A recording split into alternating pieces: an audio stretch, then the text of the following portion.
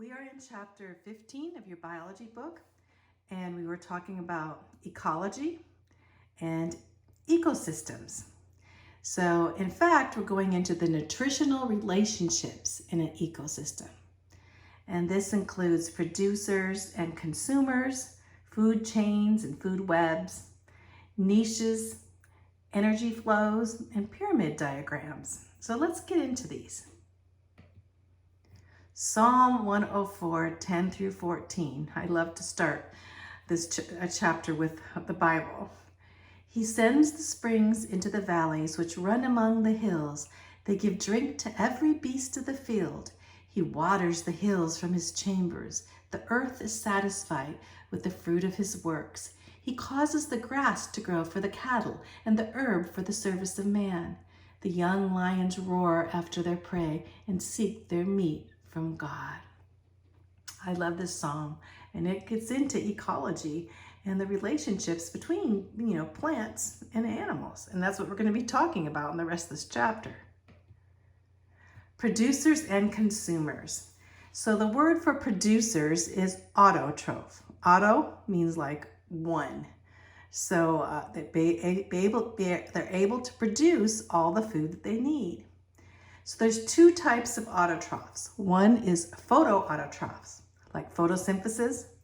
Photoautotrophs represent green plants, algae, cyanobacteria, and they get energy from the sunlight. And chemoautotrophs, they obtain energy from chemical substance rather than sunlight, like bacteria that use sulfur and nitrogen to get energy instead of the sunlight. So you can see here's a picture of an autotroph as an organism capable of making its own nutrition, right? And then we have down to the chemotrophs, and they're autotrophs that get their energy from inorganic substances such as salt, iron, and sulfur. Such things as bacteria and deep sea worms. So there's not too many chemotrophs. But then we have the autotrophs, but we have the heterotrophs, and these are consumers. They must obtain energy from living sources. So they're usually eating them. So heterotrophs are usually those that eat these energy sources or living sources. Three types of consumers are herbivores, carnivores, and omnivores. Heterotrophs are again herbivore, carnivore, and omnivore. Well, let's start with herbivore. They're consumers that feed on plants. So herb meaning herbs of the field, like plants. So they're animals such as deer and rabbits and some songbirds. They feed on plants or grass, right? Carnivores are consumers that feed on other animals, such as hawks and lions and snakes do. And some of these carnivores are called scavengers because they eat dead animals that have died. So scavengers would be kind of like the vultures on the road eating the roadkill, right? Omnivores are consumers that feed on both plant and animals like bears, opossums, vultures, and raccoons. Here are some pictures. And of course, we are listed. There's a picture of George Washington, but that means a human being, right? And so we eat meat and we also eat vegetables, so we're omnivore. Unless you're a vegetarian. Decomposers. So what are decomposers? When producers and consumers die, or animals and plants die, their remains provide food and energy to these decomposers. These organisms recycle nutrients back into the soil by breaking down dead organic matter. Detritus, that's what they call this matter, detritus. Just another fancy name for dead material, right? So decomposers are bacteria and fungi that feed on detritus by secreting enzymes that break down into simpler molecules. So here's some examples. We have the fungus, and also down here we have bacteria. Very important in decomposing things is if we didn't have decomposers, we probably could not live on Earth. Detritivores. Detritivores They too, they are like decomposers in a lot of ways, but detritivores feed on detritus, but they cannot actually convert it into soil as a soil component. So they don't break it down like chemically as decomposers do, but they help break it down into smaller pieces and speed up the decay process. So basically they're just breaking it down into smaller pieces. They play a vital role in the process of recycling nutrients back to the soil to be plants. So here's some examples. So they actually break down the dead material into smaller components. That's what they're doing. So, but not chemically. So here we have some bugs. Here we have some earthworms down here and some worms. Very important in as going into before they go into complete decomposing, right? Nutritional interactions again. All ecosystems must have interreactions between producers, consumers, and decomposers. So producers, of course, are autotrophs and consumers are heterotrophs. And then again, we have these herbivores, carnivores, omnivore, and decomposers. So you can see, and actually you can see the cycle. We're going to look at a lot of different cycles here. And this is, you can see the cycle of consumers, producers, and decomposers. Trophic level feeding relationships. So energy flows through ecosystems as consumers eat producers and other consumers. So each organism in this process represents a trophic level, a classification that describes its feeding relationship to other organisms in its ecosystem. So this is not as hard as it sounds. We have the first trophic level down here. This first trophic level would be plants because basically they're autotrophs, right? And of course they don't eat any other plants. They produce. They're producers. And then the second level would be the herbivores that eat plants, right? And so like rabbits would be in this, or here they have grasshoppers, you know. And then the third level would be carnivores like weasels or some birds, of course, eat worms and such, carnivore. And then at the top level, one of the top levels would be the fourth level, because there's even, it goes up to the fifth level even, where, but the fourth level would be carnivores that eat carnivores, like a hawk, you know. So it gets kind of complicated as you go beyond this level, but let's go on. Food chain. What is a food chain? A food chain is a model used by ecologists to show the nutritional relationship among organisms in an ecological system. So here we have the food chain. It's like in a line here, a linear pathway of who eats who, right? So we have who eats who. Of course, we have the plant, and then the herbivore, carnivore, and then a carnivore that eats a carnivore. So you have all of these going up and both ways. And this is the marine food chain from the phytoplankton, zooplankton onto the carnivores that goes all the way up to the top carnivore, right? Those are food chains. It is a one-way series of steps showing the transfer of food from one level to another. Living things are classified into trophic levels by their position in a food chain. Each trophic level is simply a step in the food chain. Primary and secondary consumers. At the bottom of the food chain are the producers, typically the plants, the autotrophs, the producers. The second level, we find the herbivores, and they're the primary consumers because they eat plants directly. And then the third level is animals that eat herbivores. And so they're the secondary consumers. So basically we're just putting in secondary, primary being towards the bottom of the level, and then secondary, because the secondary consumers eat animals that eat plants. So, and there are also tertiary or quaternary consumers if the chain has higher levels, and it can become complex. And I think we kind of went over this already, but you can see we got the plants and the herbivores and the primary predators as they go up, and you can see this in the food chains here. So the primary will be at the bottom, and this goes secondary as it goes up, right? So just know the primary is the bottom, and they're the herbivores. And these are food webs. A food web is a model used by ecologists to show all possible feeding relationships at each trophic level. Food webs can get really, really complex, right? As you can see in this African animal food web. It consists of several interconnected food chains involving many different species. Food webs involve tens or even hundreds of species.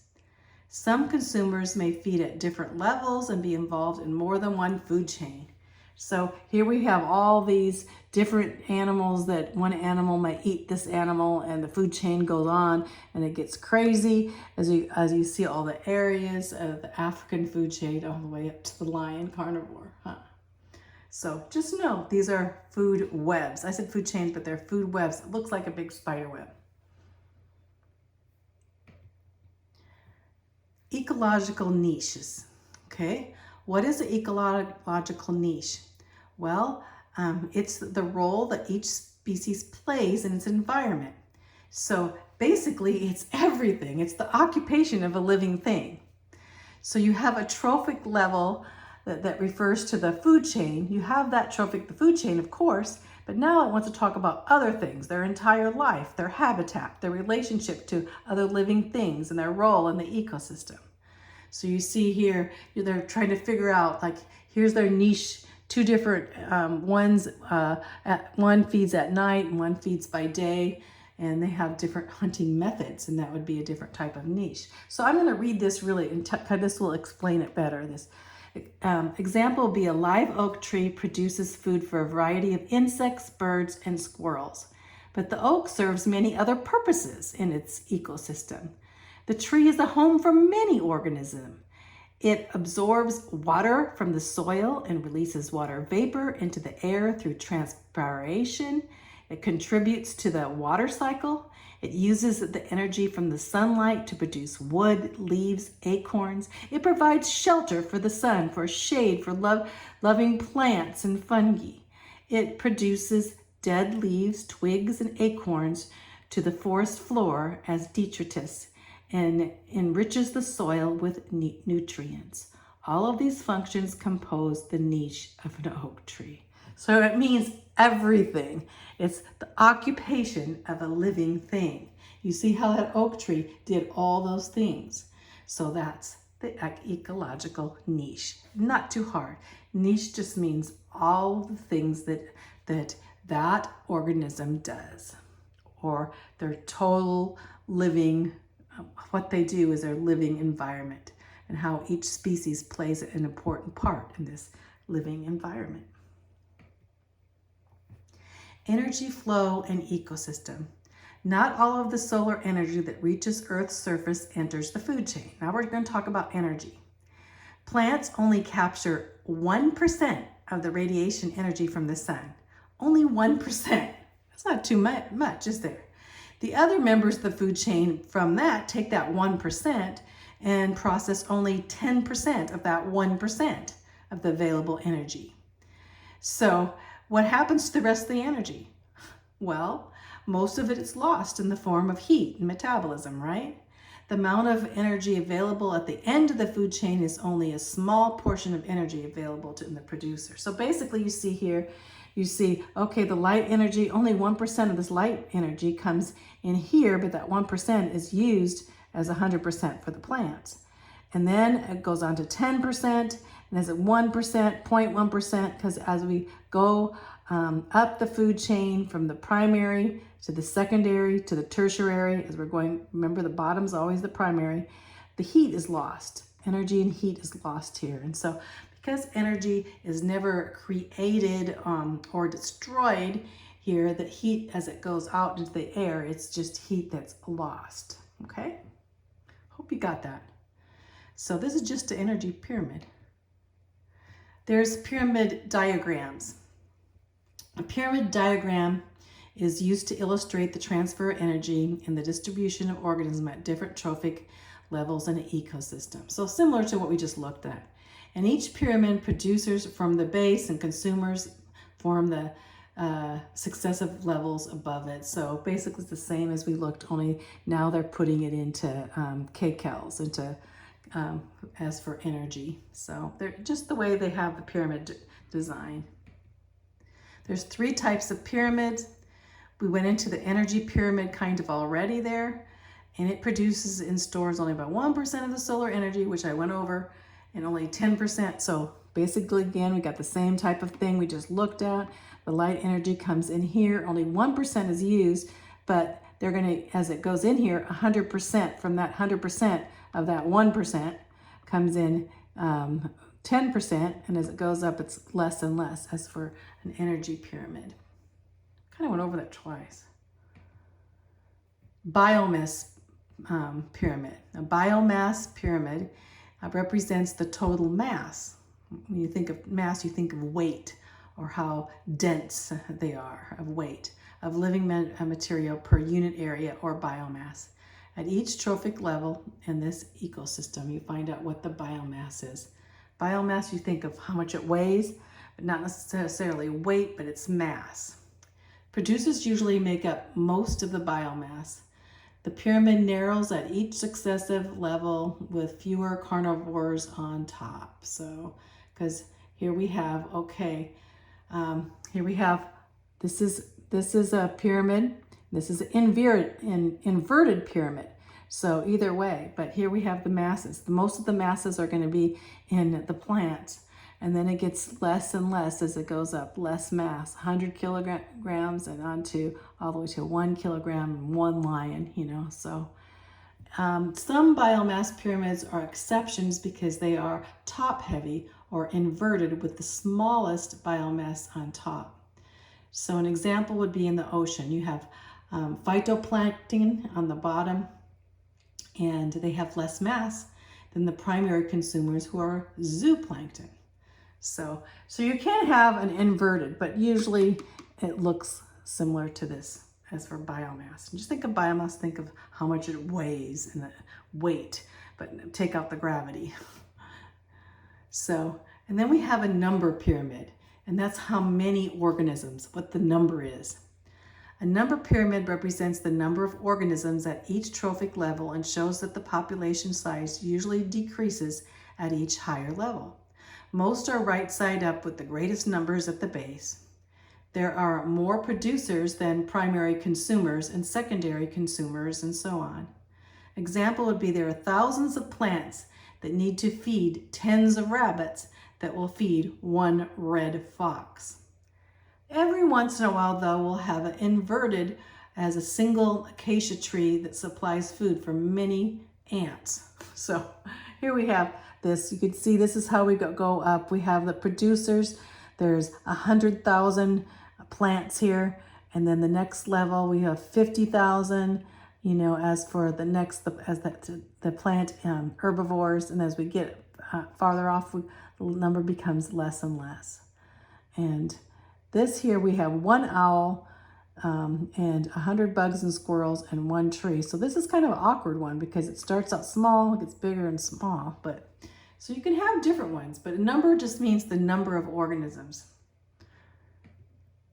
Okay, let's stop there.